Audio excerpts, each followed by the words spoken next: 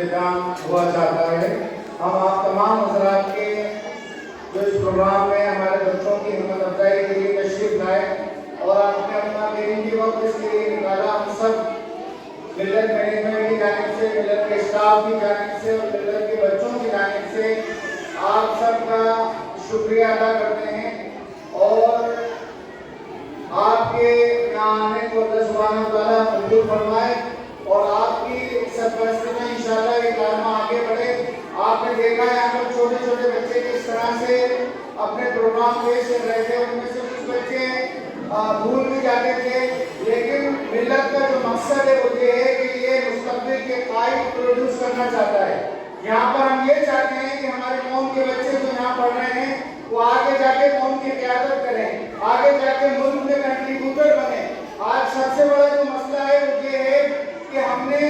صرف مانگنا سیکھا، صرف لینا سیکھا، لیکن جب ہم دینے والے بن جائیں گے تو ہمارے سامنے عبدالکلام صاحب کی مثال موجود ہے کہ جب انہوں نے میزائل ٹیکنالوجی اس ملک کو دی تو اس ملک نے ان کو، جو اس ملک کا سب سے بڑا پد ہے اس پر ان کو بٹھایا، سلاخوں پر ان کو بٹھایا اور 5 سال نہیں بلکہ 10 سال تک انہوں نے بٹھایا اور انہوں نے بھی کیا خوبی کے ساتھ اس پر راج کیا کہ جب وہ راشٹرپتی بھون سے جا رہے تھے تو ان کے پاس چند اپنے کپڑے تھے اور چند اپنی کتابیں تھیں جو اپنے ساتھ لے کر آئے تھے، خالی ہاتھ آئے تھے اور خالی ہاتھ ہی چلے گئے، ورنہ اتنی بڑی پوسٹ کیا آج کی تاریخ میں اگر کوئی پارشد بن جاتا ہے یا کوئی چھوٹا سا انجینئر بن جاتا ہے تو وہ اپنی نسلوں تک کا انتظام کر جاتا ہے، لیکن انہوں نے پوری امانتداری کے ساتھ، پوری دیانتداری کے ساتھ اس عہدے کی لاج رکھی اور بہترین کام انجام دیا۔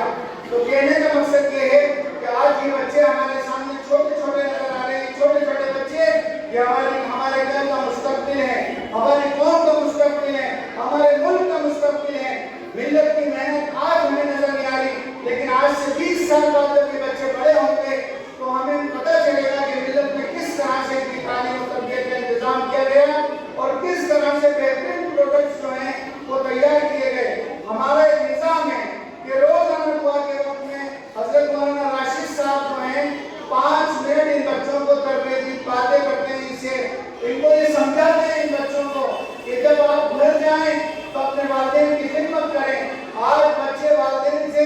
بالکل دور ہو کے چلے جا رہے ہیں، لیکن ہم ان بچوں کو یہ سمجھاتے ہیں کہ بیٹے آپ کو اپنے والدین کے پیر دبانا ہے، آپ کو اپنے والدین کے سر میں تیل لگانا ہے، آپ کو اپنے والدین کی ہر بات پر ہاں کہنا ہے اور ان کی خدمت کرنا ہے۔ بچوں سے وقتاً فوقتاً پوچھتے ہیں کہ گھر میں ایسے کون سے کام ہیں جو آپ انجام دیتے ہیں، اور اسی طرح سے ایک تربیت کا مسلسل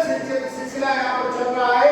کہ یہاں پر صرف تعلیم کا کام نہیں ہو رہا بلکہ تعلیم کے ساتھ ساتھ تربیت کا بھی کام ہو رہا ہے۔ اور اسی طرح سے ہم نے جو دوسرا ادارہ قائم کیا ہے جس کا نام شاہین اکیڈمی ہے، وہ اس لیے ہم نے قائم کیا کہ جب ہم یہاں سے بیدر جاتے تھے، کرناٹک جاتے تھے تو ایک لمبا سفر تھا، ہمارے بچوں کو اس میں کلفت ہوتی تھی، پریشانی ہوتی تھی۔ آج اگر ہمارے بچے کوٹا پڑھنے جا رہے ہیں، جے پور پڑھنے جا رہے ہیں تو وہاں پر ان کا کوئی تربیتی نظام نہیں ہے، ہاسٹل کی دنیا الگ ہوتی ہے اور کوچنگ کی دنیا الگ ہوتی ہے۔ 6 گھنٹہ بچہ کوچنگ میں پڑھنے جاتا ہے، باقی 18 گھنٹے بچہ کہاں گزار رہا ہے اس کے والدین کو صرف اتنا معلوم ہوتا ہے جتنا وہ فون پر کہتا ہے کہ ابا میں بہت اچھا ہوں، میں تو 24 گھنٹے یہاں پر پڑھ رہا ہوں اور آپ کے سپنوں کو اور آپ کے خوابوں کو شرمندہ تعبیر کرنے کی کوشش کر رہا ہوں۔ جو بچہ فون پر بتا دیتا ہے والدین اس کی تصدیق کر لیتے ہیں، لیکن اللہ کا شکر اور اس کا احسان، ہماری کوئی حیثیت نہیں تھی، ہماری کوئی قیمت نہیں تھی، لیکن اللہ کا کرم اور اس کا احسان ہے کہ اس نے شاہین کی برانچ یہاں پر قائم کی۔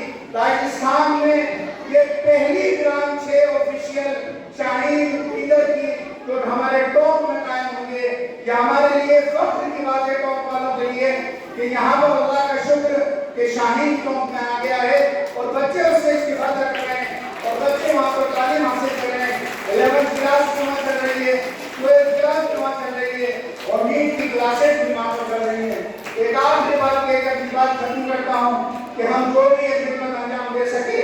یا اللہ سبحانہ وتعالیٰ کا فضل ہے۔ اس کے بعد